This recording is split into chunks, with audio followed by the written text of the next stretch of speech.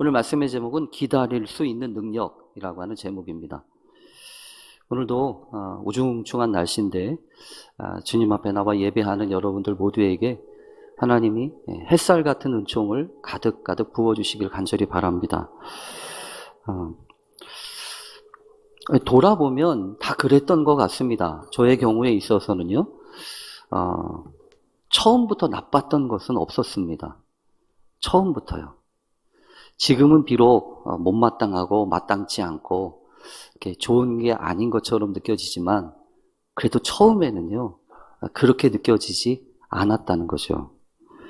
단지 이제 시간이 흐르면서 어떤 부분이 아마 이렇게 좀 낡아지거나 나빠졌던 것 아닌가 그런 생각이 들기도 하고요.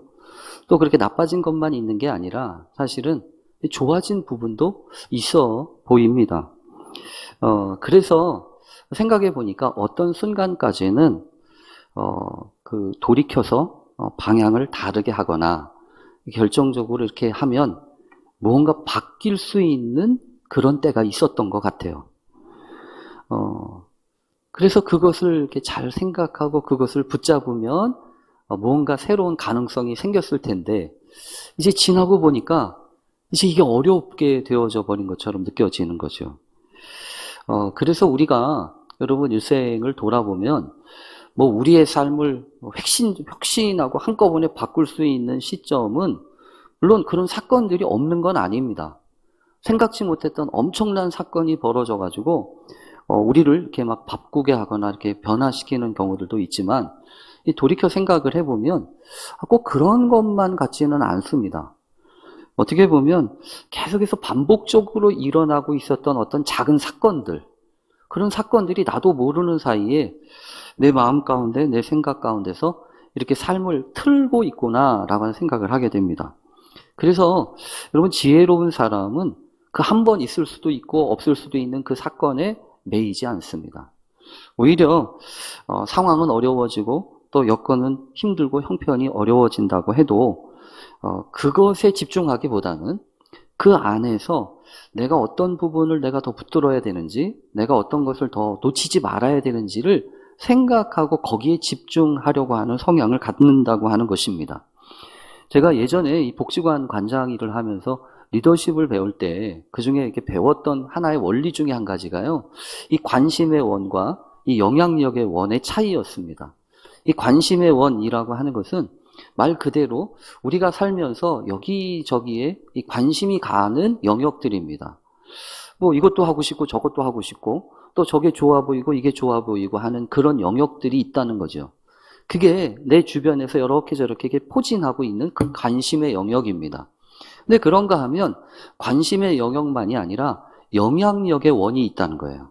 영향력의 원이라고 하는 것은 그 관심도 있지만 거기에 내가 조금만 관심을 쓰고 내가 거기에 에너지와 내 생각과 내 결심을 거기다 투여를 하면 얼마든지 바꿀 수 있는 겁니다. 그러니까 여러분 관심의 원이 크겠어요? 영향력의 원이 크겠어요? 당연히 관심의 원이 크죠. 살다 보면 여기 오만 가지 막 여러 가지 관심이 끄는 영역들이 있잖아요. 근데 이상한 것은 이겁니다. 내가 살면서 아무리 관심의 원을 크게 한다고 그래도 삶이 바뀌는 건 아니라는 거예요. 이것도 관심이 있고 저것도 관심이 있고 여기 기웃거리고 저기 기웃거린다고 해도 내 삶이 확 바뀌는 게 아닙니다. 그냥 조금 더 아는 부분이 많아졌을 뿐인 거죠. 그래서 지혜롭게 삶을 효과적으로 사는 사람들을 보면 이 관심의 원을 키우는 데 신경을 쓰기보다는요. 자신이 할 수 있는 부분, 자신이 이렇게 투여해서 바뀌면 얼마든지 바뀌는 그 영향력의 원에 이렇게 집중을 하는 것을 보게 됩니다. 그래서 오늘 말씀을 보면서도 우리가 삶을 효과적으로 살고 또 지혜롭게 살아가기 위해서는 어떻게 해야 되는가. 근데 여러분 처음이 어땠었는가라고 하는 것도 중요하죠. 왜냐하면 그게 시작이었으니까. 그런데 그보다는 이제 시간이 갈수록 점점 더 중요해지는 것은 그동안 내가 어떻게 했나. 이 부분하고요. 앞으로 어떻게 할 건가. 이게 더 중요한 거잖아요. 이미 지나간 것은 어떻게 할 수가 없죠. 이미 놓쳐버린 시간들, 이미 지나가버린 시간들은 내가 바꿀 수 있는 부분이 아닙니다. 그래서 내가 남아있는 나에게 주어진 시간들, 그리고 내가 그동안 어떻게 했는지 이걸 잘 돌아볼 필요가 있습니다. 아무리 좋은 조건을 가졌다고 할지라도 그것을 올바로 활용하지 못하면 그 좋은 조건이 나에게 나아지게 되는 계기가 되지 않잖아요. 반면에 나쁜 조건이라고 할지라도 그것을 통해서 각성하고 깨어서 훈련하고 개발한다면 얼마나 여러분 나쁜 조건이라고 할지라도 우리에게 새로운 도전과 변화의 기회가 되지 않습니까? 그래서 하나님 어떤 거 내게 지금 어떤 상황이 벌어지고 있는지 내가 하나님 앞에서 잘 묵상하고 잘 붙잡게 해 주십시오. 우리가 기도해야 할 줄로 믿습니다. 어떻게 보면 오늘 우리가 살펴보려고 하는 이 사울이라고 하는 사람을 통해서도 하나님이 우리에게 그런 지혜와 그런 말씀을 주시는 것이라고 저는 믿습니다. 왜냐하면 여러분 사람마다 자신이 살아가고 자신이 놓여져 있던 상황이나 이런 것으로부터 전혀 자유롭지만은 않다는 겁니다. 성경에 보면 여러분이 오늘 우리가 살펴보려고 하는 이 사울 왕 때 그 당시 사람들도 역시 마찬가지입니다. 그 당시 사람들은요 상당히 고집스러운 면이 있습니다. 그러면서도 조급했습니다. 어떤 부분에 대해서 고집스럽고 조급했냐 하면 우리도 빨리 왕을 세워달라는 거야. 우리도 저 나라들처럼 저 이방의 나라들처럼 다 다른 나라들처럼 빨리 왕을 세워주세요. 하나님이 계심에도 불구하고 그 눈에 보이지 않는 그 하나님보다는 그래서 멀리 계신지 어디 계신지도 모르는 그 하나님보다는 얼마든지 찾아가서 만나 뵙고 얘기하고 이렇게 저렇게 할 수 있는 눈에 보이는 왕을 좀 세워주십시오. 이게 그 백성들의 조급한 마음이었습니다. 그러니까 사무엘도 그 사람들의 이야기를 들어가면서 어떻게 하는 게 좋을까 생각을 하면서 이제 왕을 세우지 않습니까? 그래서 성경에 보면요, 이 왕이 세워진 사람이 첫 번째 왕으로 세워진 사람이 바로 사울이었지 않습니까? 그런데 이 사울이라고 하는 사람은요, 그런 면에서 보면 당연히 해야 할 사명이 있는 겁니다. 어떤 사명이 있냐면 자신의 문제뿐만 아니라 자신이 살아가고 있던 그 시대의 사람들이 겪고 있었던 여러 가지 문제들을 왕이니까 그게 리더 아니겠어요? 그게 지도자 아니겠어요?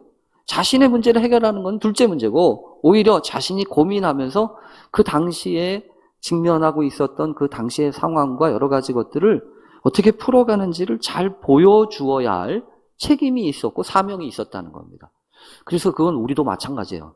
우리도 있잖아요. 내 사명이 무엇인가? 내가 어떤 부분에 내가 집중해야 되는가 하는 것은요. 내가 살아가고 있고 내게 주어진 이 상황들 속에서 하나님이 내게 보이시는 영역들이 무엇인지를 잘 살필 필요가 있습니다. 그것이 문제는 관심의 영역인지 아니면 영향력의 영역인지를 구별하는 것이 중요하겠죠. 우선 성경을 보면 이 사울 왕은요 상당히 아주 좋은 자질과 가능성이 많이 있었다라고 하는 것을 알게 됩니다. 왜냐하면 그가 그 당시의 문제를 해결해야 되는 사람이잖아요. 그러니까 여러분 성경에 보면 하나님이 그냥 뽑지 않으셨다는 겁니다. 다 고려해서 그 일을 감당할 수 있는 사람으로서 사울을 뽑으셨고 그를 그렇게 인도하시기를 원하셨다는 겁니다. 우선 여러분 이 사울이라는 사람은 베냐민 지파의 사람이었죠. 그래서 이 9장 1절에 보면 베냐민 지파의 기스라는 사람이 있었는데 이 사람은 유력한 사람이었다 이렇게 표현을 합니다. 유력한 사람이라고 하는 뜻을 가진 이 하일이라고 하는 것은요 힘과 능력과 부와 여러 가지 이런 것들이 많이 가지고 있었던 사람이라는 겁니다. 그러니까 어떤 면에서 보면 아무것도 없는 이 거름뱅이나 이런 건 아니었던 것 같아요. 그의 후면이나 이런 배경이나 이런 것들이 있었던 사람이라는 거죠.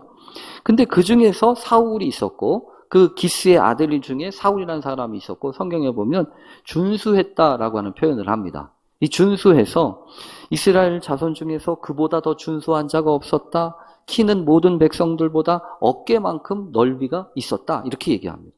어깨만큼 있다고 하면 상당히 큰, 그러니까 보통 평균보다는 결코 작지 않은 그런 인물이었다는 거죠. 근데 어쨌든 있잖아요. 여기서 중요한 거는 그가 이렇게 가지고 태어난 그런 환경과 조건이 아닙니다. 오히려 그에게 있어서 우리가 주목해야 되는 것은 무엇이냐면 그가 가지고 있었던 태도와 자세입니다. 왜냐하면 여러분 그 출신이라든지 그가 가지고 있는 기본적인 성향이나 능력은 그건 어떻게 할 수 없잖아요. 근데 이제 그거에 따라서 태도와 자세는요, 얼마든지 바뀌어질 수 있는 거거든요. 근데 다행스러운지는 모르지만 이 사울이라고 하는 사람이 처음에 보여주었던 여러 가지 성향이나 태도는 긍정적입니다. 예를 들어서 아버지가 그렇게 얘기하지 않습니까? 야, 우리 집에 암나기들이 다 날아갔다. 다 나갔어. 그 암나기들을 좀 찾아야 되겠다. 근데 여러분, 이 짐승이 한 곳에 있는 것도 아니고 여기저기를 뒤돌아다닐 텐데 그게 쉬운 일이겠습니까? 그냥 얼마 정도 하다가 이렇게 돌아와도 될 법한데 이 사울이라고 하는 사람은요, 충직했어요. 아버지가 말한 것을 어떻게든지 해보려고 이곳저곳을 다 다니면서 찾는데 혈안이 되었습니다. 그러니까 이 사람의 마음은요, 기본적으로 충성스러운 거예요. 충직한 면이 있는 거예요. 그러다가 안 되니까 야, 아버지가 걱정하시겠다. 이제 돌아가자. 이러면서 그 배려하는 마음이 있어요. 그뿐만이 아닙니다. 그때 자신이 데리고 있었던 이제 사환, 어떻게 보면 집안에서 부리던 종이겠죠. 그 사람이 아유, 그래도 여기까지 왔는데 그냥 가면 되겠습니까? 이 근처에 이 선지자가 계신데 그 선지자한테 가서 좀 물어봤으면 좋겠습니다. 이렇게 말한다고요. 그러면 여러분, 자기가 결정하면 되잖아요? 아니, 뭐 그러냐? 그러면서 듣기도 싫고 어떻게 보면 밑에 사람이 얘기하는 거니까 무시할 수도 있는데, 그래? 그러면 가보면 좋겠네. 이렇게 마음을 먹어요. 그러니까 이게 무슨 뜻입니까? 들을 줄 안다는 거예요. 자기보다 밑에 있는 사람들의 말을 잘 귀 기울여 듣는다는 거죠. 그러면서 야, 그런데 내가 가지고 있는 게 아무것도 없는데 어떡하지? 그러니까 이 또 사환이, 이 종이요, 걱정하지 마세요. 제가 조금 가지고 있는 게 있어요. 이거라도 드리면 안 되겠어요? 이러면서 이야기를 하면 그래, 그럼 가자. 이렇게 결정하는 거죠. 그러니까 이런 모습을 보면 예의가 있어요. 이 사람 참 들을 줄 알고요. 문제를 해결하려고 하는 마음도 있는 겁니다. 그런 상황 가운데에서 여러분 더군다나 자꾸만 드러나는 것이 좋은 점이 많아요. 그렇게 해서 결국 왕이 됐어요. 왕이 됐는데 여러분 100% 다 환영하고 축하하는 경우가 어디 있습니까? 어떤 사람은 환영하고 잘했다라고 얘기하지만 어떤 사람들은요, 못마땅한 거예요. 마땅치 않은 거예요. 그러니까 멸시합니다. 아유, 저런 애가 뭘 하겠냐? 저 사람이 어떤 일을 하겠냐? 그러면서 인정도 안 하고 그냥 우습게나 얘기하고 막 그러면서 인정을 안 하고 돌아가니까 여러분 상당히 기분 나쁘잖아요. 그러면 여러분 본때를 보여주든지 뭐라고 화를 내야 되는데 사울이요, 안 그래요. 사울이 처음엔 안 그렇습니다. 그냥 내버려둬요. 그러면서 자신이 해야 될 일을 충실하게 감당하는 그런 행태와 자세와 반응을 보입니다. 여러분, 이런 면에 보면 인내도 있고요, 끈기도 있고요. 이런 면에서 보면 예의도 알고 어떻게 보면 상당히 좋은 점이 많은 겁니다. 그런 점에서 보면 하나님은 이 사울이라는 사람을 적절한 시대에 적절한 문제를 해결하기 위해서 택한 사람이 맞습니다.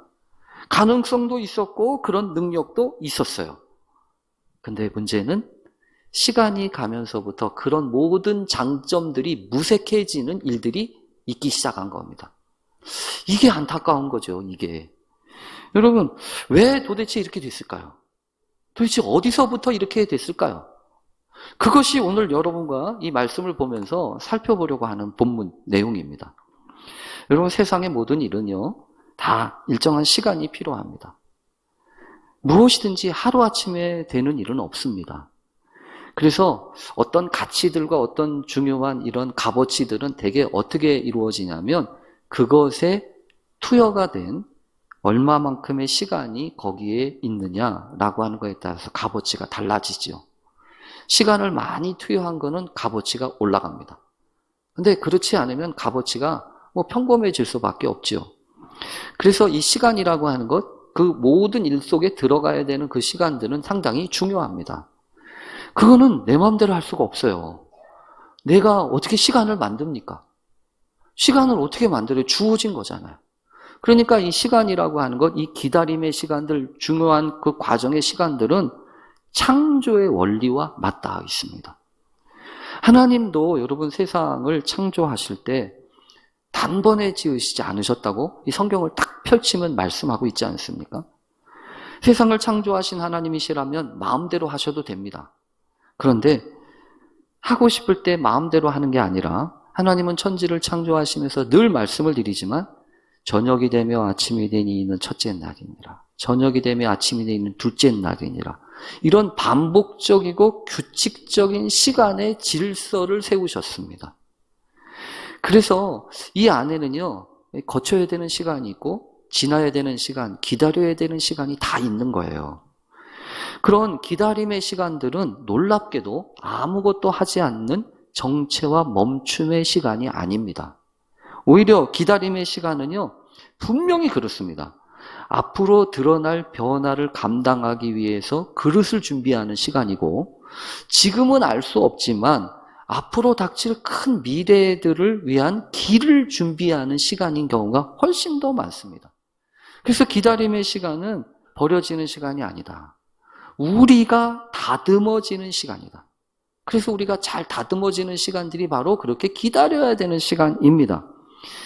여러분, 하나님이 하시는 모든 일들 속에도 다 그런 원리가 숨겨져 있습니다. 하나님은 그냥 뻥 하고서 단방에 홈런 치시는 분이 아니라는 거야. 하나님이 택한 사람들 속에도 다 그런 원리가 있어요. 모세 한 사람을 택하셔서 이 출애굽의 역사를 일으키실 때까지 들었던 시간은 80년이었습니다. 40년 동안은 어머니 아들로 애굽의 궁중에서 유능한 사람 되고 성공적인 지도자가 되는 과정을 겪었습니다. 스스로도 위대한 사람, 무언가를 할 수 있었던 사람이라고 생각을 했어요. 그런데 40이 되어서 동족을 돌아볼 때, 동족을 돌아볼 수 있을 만큼의 생각이 듭니다. 그러면서 마음속에 내가 이렇게 하면 내 동족들이 나를 도와서 이런 무언가 일을 할 수 있겠지라고 생각을 했다고 사도행전 7장의 스데반 집사는 이야기합니다. 40세 뜻을 알았다는 거죠. 여러분, 자기를 통해서 하나님이 하실 일과 이 출애굽의 역사를 알았어요. 그런데 모르는 게 하나 있어요. 뭘 몰랐냐면 하나님의 때는 몰랐어요. 하나님의 뜻을 아는 것과 하나님의 때를 아는 것은 다른 겁니다. 그래서 가끔 보면 하나님의 뜻을 알지만 하나님의 때를 모르면 일을 그르칠 때가 있다는 거예요. 모세가 그랬잖아요. 하나님의 뜻은 알았어요. 그런데 그 뜻을 알았지 때는 모르고 무언가를 하려다가 결국은 그 유능한 이 사람이 살인한 자가 돼서 도망자가 되지 않습니까? 그러니까 하나님의 일은요, 하나님의 뜻과 하나님의 때를 아는 것이 이렇게 만나야 이루어져요. 우리도 마찬가지예요. 우리도 하나님의 뜻 이렇게 저렇게 아는 것도 중요하지만 하나님의 때에 대해서 우리가 잘 이해하고 준비되어질 필요가 있습니다. 그러기 위해서는요, 기다림의 시간이 필요한 거예요. 어디나 마찬가지입니다. 예수님의 인생도 기다림의 인생이었습니다. 주님이 하시기 위해서 30년 동안을, 여러분 그렇잖아요? 집안의 목수 일을 하시면서 집안을 건사하시죠. 또 예수님이 하셨던 일의 시작도 다른 것이 아니라 40일 동안 광야에서 기다리면서 훈련하는 그런 시간으로부터 시작되십니다. 어쨌든 이런 거 보면 기다림은 절대로 그냥 무시할 시간이 아니에요. 그래서 아침에 우리가 예배를 시작하면서 제가 읽어드린 말씀 있잖아요. 이사야서 30장 18절입니다. 그러나 여호와께서 기다리시나니 이는 너희에게 은혜를 베풀려 하심이요 일어나시리니 이는 너희를 긍휼히 여기려 하심이라. 대저 여호와는 공의의 하나님이시라. 무릇 그를 기다리는 자는 복이 있도다. 하나님을 기다리는 사람이 복이 있대요. 그러고 보니까 여러분, 하나님이 기다리셨어요. 우리만 기다린 게 아닙니다. 하나님도 기다리셨다는 거죠. 그래서 여러분, 기다림이라고 하는 건 상당히 중요한 원리인데 문제는 여기 있어요. 이게 자연스럽지 않은 겁니다. 그냥 자연적으로 성격 가운데, 본성 가운데 있다고 하면 좋을 텐데 이 기다림이라고 하는 능력, 기다림이라고 하는 것은 자연스럽지가 않아요. 오히려 우리에게 자연스러운 건요, 이렇게 막 뭔가를 하는 겁니다. 기다리는 것보다. 그래서 기다림은 배워야 합니다. 기다리는 것은 훈련의 영역이에요. 기다리는 것은 내가 하나님 앞에서 개발해야 될 영역입니다. 그러니까 하나님의 비전을 이룬 사람들, 하나님의 뜻을 이룬 사람들은 다 보면 어떤 사람들이냐? 기다림의 원리를 배운 사람들이에요. 그래서 여러분, 오늘 우리가 좀 생각해 봐야 되는 게, 그러면 기다림을 어떻게 배울 수 있느냐 이거예요. 어떻게 기다림을 배우죠? 어떻게 해야 우리가 이 기다림이라고 하는 것을 나에게 있어서 중요한 능력으로 키울 수 있을까요? 그때 여러분 성경을 보면서 한 가지 중요한 힌트처럼 우리에게 주시는 것이 있다라고 하는 생각을 하게 돼요. 그건 뭐냐면 내 생각대로 되지 않을 때예요. 나에게 뭔가 부족할 때입니다. 나에게 넉넉하고요. 내 마음대로 내 계획대로 찬찬히 잘 이루어질 때는요. 기다림을 배울 수가 없습니다. 왜냐하면 다 그냥 순순히 되니까요. 언제든지 하면 되니까요. 그러니까 기다리지 않아도 돼요. 그 기다림을 배울 수가 없어요. 근데 언제부터 이 기다림을 배우기 시작을 하냐면 내 마음대로 안 되는 거예요. 내 뜻대로 안 되는 거예요. 그래서 성경에 있는 많은 사람들이 다 어떻게 기다림을 배웠냐 하면 내 마음대로 내 뜻대로 안 될 때입니다.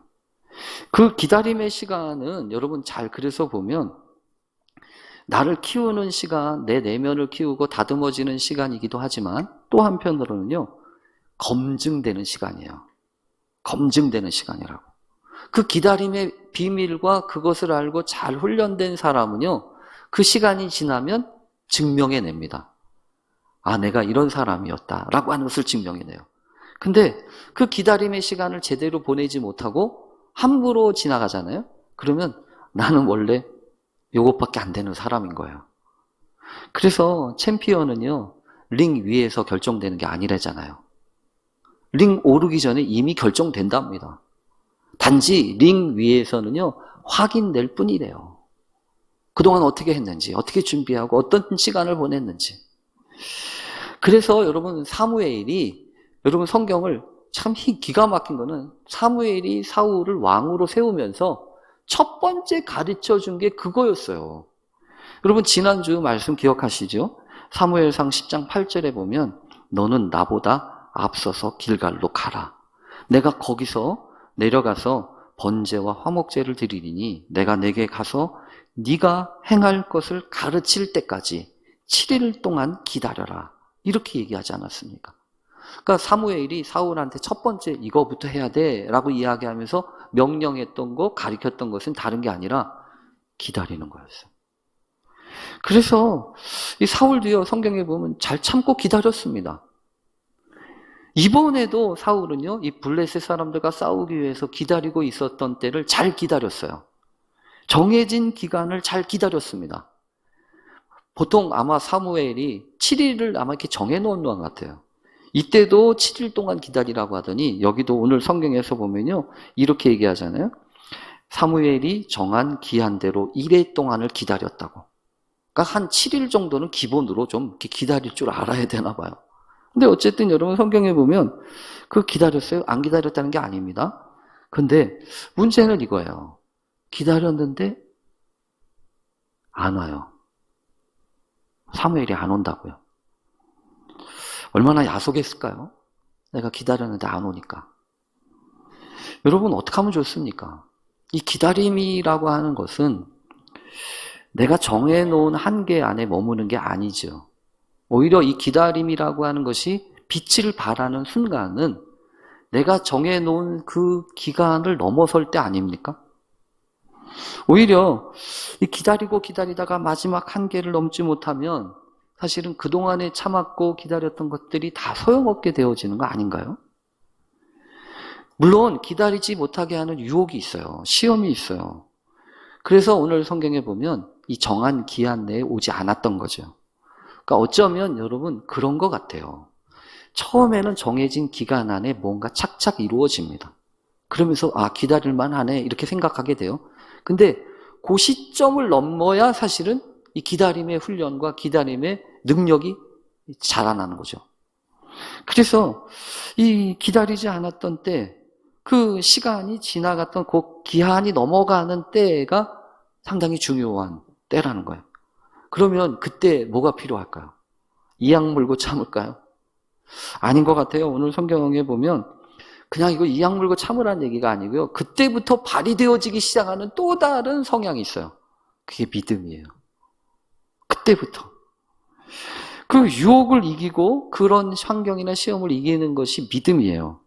여러분 그때 어떤 일이 막 벌어집니까? 내가 정하고 내가 생각했던 그 시간이 지나면 무슨 일이 벌어지냐면 여러 가지 것들이 벌어집니다.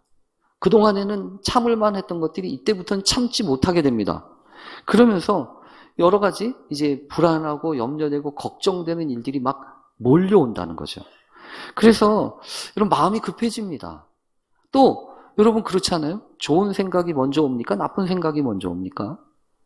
이상하게 좋은 생각은 천천히 와요. 좋은 생각은 비둘기호 타고 오고요.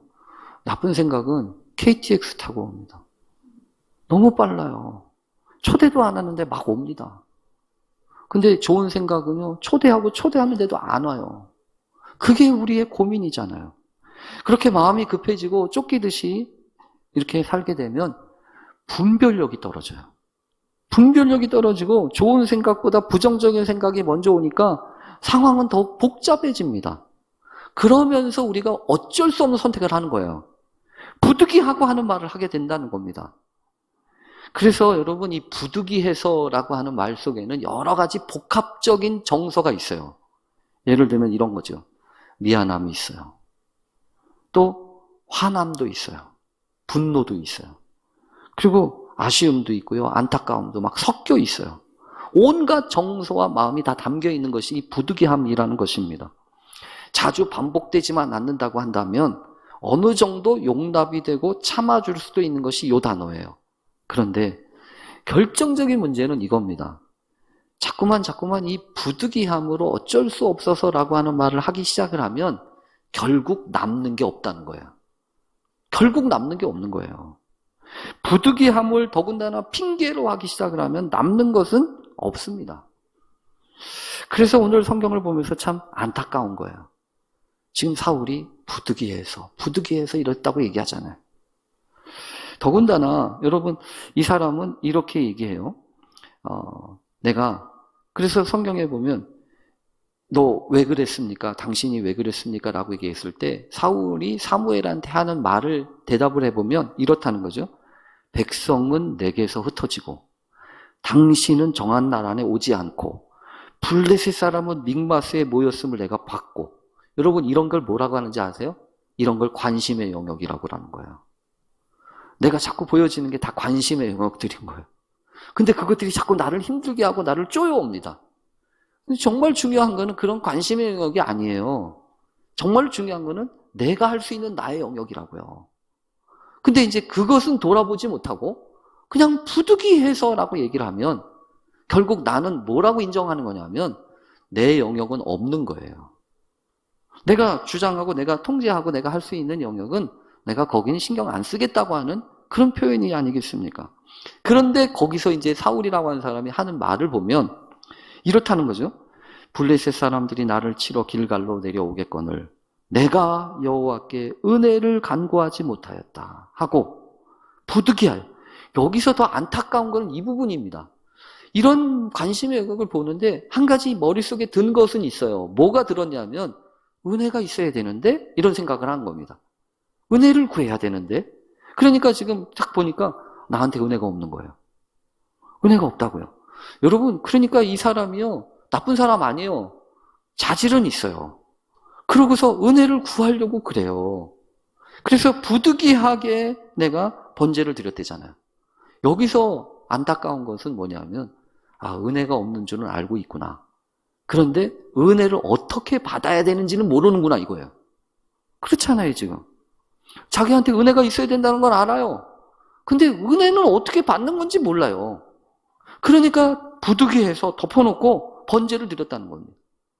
그렇게 하면 은혜가 임할 줄 알았다는 거죠. 그러니까 여러분 여기에서 사울이 지금 뭔가 잘못 끼우는 거예요. 뭔가 잘못된 반응을 하고 있는 겁니다. 은혜라고 하는 건 여러분 어떤 겁니까?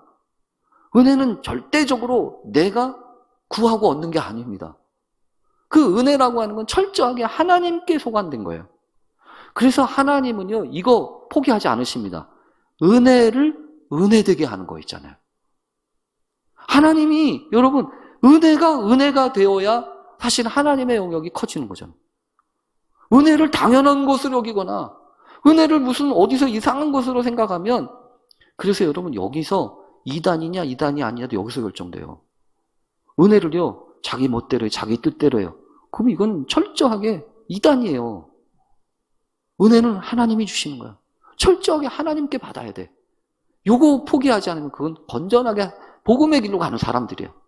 근데 어쨌든 여러분 보면 그 은혜라고 하는 건 어디하고 맞닿아 있냐고요. 여러분 여기 아니에요? 내 마음대로 안 되는 거예요. 내 뜻대로 안 되는 거라고요. 그래서 여러분 아까도 그랬잖아요. 기다림을 배울 수 있는 시간. 내 마음대로 안 될 때, 내 뜻대로 안 될 때. 은혜도 역시 마찬가지예요. 내 뜻대로 안 되고 내 마음대로 안 되는 거예요. 여러분 성경을 보면 오늘 말씀을 준비하면서 제가 흥얼거리는 찬양이 이 찬양이었어요. 주가 일하시네 이 찬양인데요. 날이 저물어 갈 때, 빈들에서 거늘 때, 그때가 하나님의 때, 내 힘으로 안 될 때, 빈손으로 걸을 때, 내가 고백해 여호와 이래. 주가 일하시네, 주가 일하시네. 주께 아끼지 않는 자에게, 신뢰하며 걷는 자에게. 여러분, 그런 것 같아요. 은혜는. 여러분도 들으셨지요?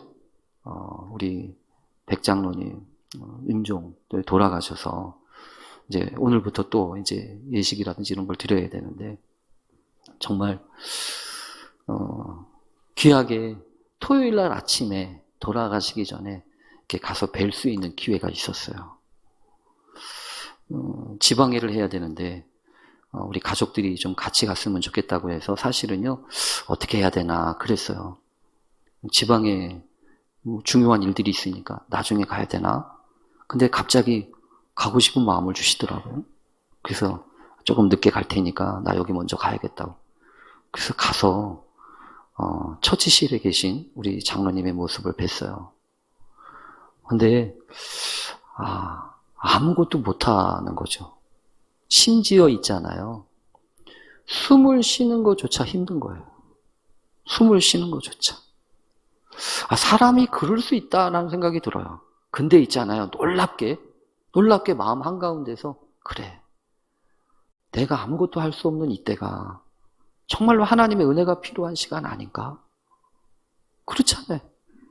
근데 이게 남의 이야기인가요? 아니더라고요. 다 우리들이 가야 될 시간들인 거예요. 어느 순간에는요, 아무것도 못할 때가 와요. 숨도 하나 제대로 못할 때가 온다고요. 그때 뭐가 필요하겠냐고요. 은혜가 필요한 거예요, 은혜가. 그래서 여러분 삶이라고 하는 건 내가 주도하는 것처럼 보여지지만 세상에서는 그래서 영향력의 원을 얘기해요. 근데 보니까 우리는 그게 아니에요. 하나님이 하시는 영역이 있어요. 하나님이 하시는 영역. 우리는 그걸 바라보는 사람들이에요. 그 은총과 그 역사하심을 믿으면서 내 힘으로가 아니라 하나님이 주시는 힘으로 살 때 우리에게는요, 무엇이든지 감당할 수 있는 사람이 돼요. 오늘 이 자리에 오신 여러분, 하나님이 그런 은혜를 주시기를 원합니다. 내가 기다려서 내가 기다리는 게 아니고요. 하나님이 주셔서 지나고 보니까 다 하나님이 하셨네. 그렇게 은혜로 감사하면서 믿음으로 아름다운 고백들을 가득 채워가는 우리 모두 되실 수 있기를 간절히 축원합니다. 우리 같이 기도하겠습니다. 하나님, 때로는 아무것도 할 수 없는 그 순간이 찾아옵니다. 그러나 바로 그때야말로 최고의 역사가 이루어지는 은혜의 시간인 줄로 믿사오니 주여 붙드시고 인도하옵소서.